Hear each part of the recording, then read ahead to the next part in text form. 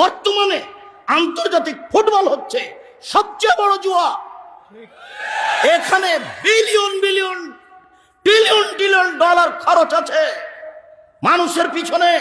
এখানে কোটি কোটি মেয়ে মগ্ন হয়ে চলছে, এখানে কোটি কোটি মানুষ হাততালি দিচ্ছে, এখানে কোটি কোটি মানুষ পৃথিবীতে দেশের পতাকা নিয়ে মোটরসাইকেলের সামনে রেখে চলছে। লক্ষ লক্ষ কোটি কোটি যুবক মাথার চুলের উপরে রেখেছে, ছাতা করে নিচের দিক কেটে দিয়েছে। এ বেকুফ কখন ইহুদি হয়ে গেছে হিসাব করতে পারেনি, এ কখন খ্রিস্টান হয়ে গেছে হিসাব করতে পারেনি। ওর মোটরসাইকেলের সামনে ব্রাজিলের পতাকাও ব্রাজিলকে চিনে না, আর্জেন্টিনার পতাকা অথচ আর্জেন্টিনাকেও চিনে না। ও হচ্ছে ইহুদি, ও হচ্ছে খ্রিস্টান। ও বলেছে মোহাম্মদ ভুয়া নবী, ও বলেছে মোহাম্মদ ভুয়া নবী। ইহুদি বলে মোহাম্মদ ভুয়া নবী, খ্রিস্টান বলে মোহাম্মদ ভুয়া নবী।